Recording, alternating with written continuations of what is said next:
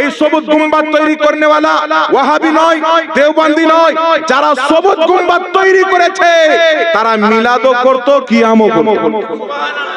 তারা মুস্তাফাকে নূর মানতো। এই জন্য পৃথিবীর মুসলমান আহলে সুন্নাত ওয়াল জামাতের যেইগুলি আকীদা, আমি কয়েকটি আকীদা আপনাদের সম্মুখে তুলে ধরব।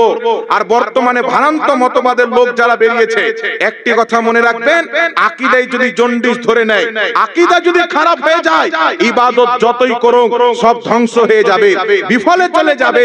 আর আকীদা যদি ঠিক হয়, আমল যদি অল্প হয়, রাসূলের পাকের শাফাআত পেয়ে আপনি জান্নাতি হয়ে যাবেন। আমরা আহলে সুন্নাত ওয়াল জামাত বিশ্বাস করি যে কিয়ামতের ময়দানে আমরা আহলে সুন্নাত ওয়াল জামাত আমলের দিকে নয়, মুস্তাফার রহমতের দিকে তাকাবো। নবী কিয়ামতে যদি আমাদের সুপারিশ করে নেয়, মুস্তাফার সুপারিশে আমরা জান্নাতে যাব। কিন্তু পৃথিবীর মুসলমান, মার্কেটে এমন মুসলমান বেরিয়েছে, নামটা মুসলমান, আকীদা কিন্তু মুসলমানের নয়। এরা মার্কেটে বেরিয়ে বলছেন রাসূলের পাক সাল্লাল্লাহু আলাইহি সাল্লাম কিয়ামতে নিজেই ফেল করে তাকিয়ে থাকবে, আমার নেকির পাল্লা ভারী হচ্ছে না গুনার পাল্লা ভারী হচ্ছে। এটা কোন মুসলমান বলতে পারে? আর কাউকে যদি লাগে যে মিথ্যা বলছি, বাবা আমার কাছে মোবাইলে ভিডিও আছে।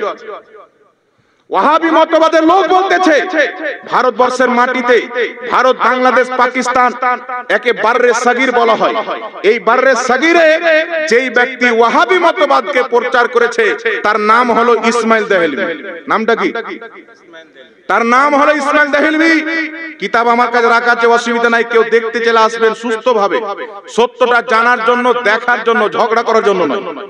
এই পৃথিবীর মুসলমান এই ইসমাইল দেহলভীকে লামাযহাবিরা নিজের ইমাম মানে, এই ইসমাইল দেহলভীকে দেওবন্দি ভাইরা নিজের সবচাইতে বড় বুজুর্গ মানে, এই ইসমাইল দেহলভীকে তাবলীগী জামাতের লোকেরা নিজের বুজুর্গ মনে করে।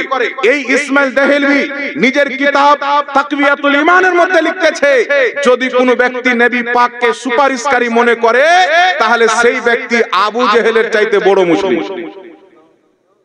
কেউ যদি নবীকে সুপারিশকারী মনে করে, তাহলে সেই ব্যক্তি আবু জেহেলের চাইতে বড় মুশরিক। কিন্তু আমার নবী মুস্তাফা কি বলছে?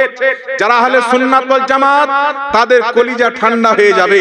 আহলে সুন্নাত ওয়াল জামাতের আকীদা, কিয়ামতের ময়দানে নবীও সুপারিশ করবেন, আল্লাহর ওলিরাও সুপারিশ করবেন।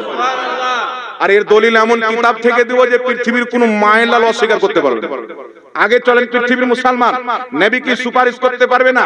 কেউ বলছেন নবী মুস্তাফা কিয়ামতে বলছেন, আয়েশা তুমি যে আমার স্ত্রী, কিয়ামতে আমি এটাই চিনতে পারবো না, নাউযুবিল্লাহি মিন জালিক। কিন্তু পৃথিবীর মুসলমান মুসনাদ আহমদের মধ্যে হাদিস, মিশকাতুল মাসাবির মধ্যে হাদিস, আল্লাহর নবী মুস্তাফা একদিন হুজরা থেকে বের হলেন। আল্লাহর নবী মুস্তাফা কে জান্নাতি কে জাহান্নামী নবী চিনতে পারবেন কি না? আমি হাদিস পেশ করে দিচ্ছি, আপনারা অটোমেটিক বুঝে নেবেন। রাসূলের পাক হুজরা থেকে বের হলেন, তিনার দুই হাতে দুটি খাতা। সাহাবীকে বলছেন, সাহাবী আমার হাতে কি? তো সাহাবী তো দেখতে পাচ্ছেন যে খাতা আছে, কিন্তু সাহাবী রাসূল পাকের আদব জানের চাইতে বেশি করতেন। তো নবী মুস্তাফার সাহাবী বলছেন, ওয়াল্লাহু ওয়া রাসূলুহু আ'লাম, আল্লাহ আল্লাহ রাসূল বেশি জানেন। জোরে হবে না সুবহানাল্লাহ? আল্লাহর নবী মুস্তাফা বলছেন, সাহাবী আমার দুই হাতে দুটি খাতা রয়েছে, এক্ষুনি জিবরিল আমিন আমার নিকটে এসেছিলেন, মহান রব্বুল আলামিন তাকে দুটি খাতা দিয়ে পাঠিয়েছেন, আমাকে এই দুটি খাতা দেওয়া হয়েছে। একটি খাতাতে আদম আলাইহিস সালাম থেকে নিয়ে কিয়ামতের সকাল পর্যন্ত যত লোক জন্ম নিয়েছে, যত লোক জন্ম নিবে, তাদের মধ্যে কে জান্নাতে যাবে তাদের নাম, তাদের বাপের নাম, তাদের বংশের পরিচয় লেখা আছে। আরেকটি খাতাতে যত লোক জাহান্নামে যাবে তাদের নাম, তাদের বাপ দাদার নাম, তাদের বংশের নাম লেখা আছে। নবী মুস্তাফা বলতেছেন, এর চাইতে কমাও হবে না, এর চাইতে বাড়ানো হবে না। এই পৃথিবীর মুসলমান এই হাদিস দ্বারা কি বোঝা যায়? কে জান্নাতে যাবে, কে জাহান্নামে যাবে, তাদেরও নামের তালিকা মুস্তাফাকে আল্লাহ দিয়েছেন, তাদের বাবার নামও জানিয়েছেন, তাদের বংশের পরিচয় জানিয়ে দিয়েছেন। শুধু জান্নাতি নয় আর শুধু জাহান্নামী নয়, তাদের নামেরও লিস্ট তাদের বাবার নাম সহ বংশের পরিচয় সহ। একটু জোরে হবে না সুবহানাল্লাহ? নবী মুস্তাফার ইলমকে, নবী মুস্তাফার জ্ঞানকে দাড়ি পাল্লা দিয়ে লাপা যাবে না। সারা পৃথিবীর জ্ঞান যদি মুস্তাফার জ্ঞানের সামনে রাখা হয় তো মহা পাহাড়ের সামনে একটা কাকরের চাইতেও কম পৃথিবীর জ্ঞান হবে। মুস্তাফা জানে রহমতের জ্ঞান পাহাড় চাইতে বেশি হবে। এটা আল্লাহ পাক তিনাকে দিয়েছেন। তাহলে এবার বলেন বাবা, নবী পাক কে জান্নাতে যাবে, জানে কি জানে না? কে জাহান্নামে যাবে আল্লাহ লিস্ট দিয়েছেন। তো এটা তো নয় যে লিস্ট দিয়েছেন তো আবার মুখস্থ করেছেন কিনা। এমনও কিছু বাদবাক বেরিয়েছে সমাজে, বলবে আল্লাহ তো লিস্ট দিয়ে দিয়েছেন তো নবী মুখস্থ করেছেন কিনা। আরে পাগল, আল্লাহ পাক নবী পাককে এমন করে পড়িয়ে দিয়েছেন, এমন করে পড়িয়ে দিয়েছেন কিয়ামত পর্যন্ত সবারই পক্ষে ভোলা সম্ভব। দয়ার নবী মুস্তাফাকে খোদা এমন ভাবে পড়িয়ে দিয়েছেন যে তিনি আর কোনোদিন ভুলবেন না। এই জন্য পৃথিবীর মুসলমান একটু আগে চলে। আমার নবী মুস্তাফা কিয়ামতের ময়দানে সুপারিশ করবেন, আল্লাহর ওলিরাও সুপারিশ করবেন। এটাই হচ্ছে আহলে সুন্নাত ওয়াল জামাতের আকীদা। উঠান কিতাব ইবনে মাজাহ শরীফ, হাদিসের সনদ সহিহ। আন আনাস ইবনে মালিক রাদিয়াল্লাহু তাআলা আনহু قال قال رسول الله صلى الله عليه وسلم شفاعتي لأهل الكبائر من امتي। দয়ার নবী মুস্তাফার সাহাবী হযরতে আনাস ইবনে মালিক বলতেছেন, কি বলতেছে? দয়ার নবী মায়ার নবী সাল্লাল্লাহু আলাইহি সাল্লাম ইরশাদ করেছেন, শাফাআতি লি আহলিল কাবাইর মিন উম্মতি। কিয়ামতের ময়দানে আমি মুস্তাফার সুপারিশ আমার উম্মতের বড় বড় পাপীদের জন্য হবে।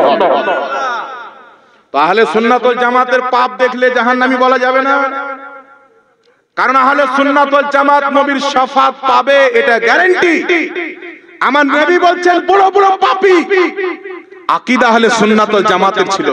রাসূলুল্লাহর বেয়াদবি করেনি, খোদার বেয়াদবি করেনি, সাহাবাকে গালি দেয়নি, আহলে বাইতকে গালি দেয়নি, ওলি আল্লাহদের বিরুদ্ধে বলেনি।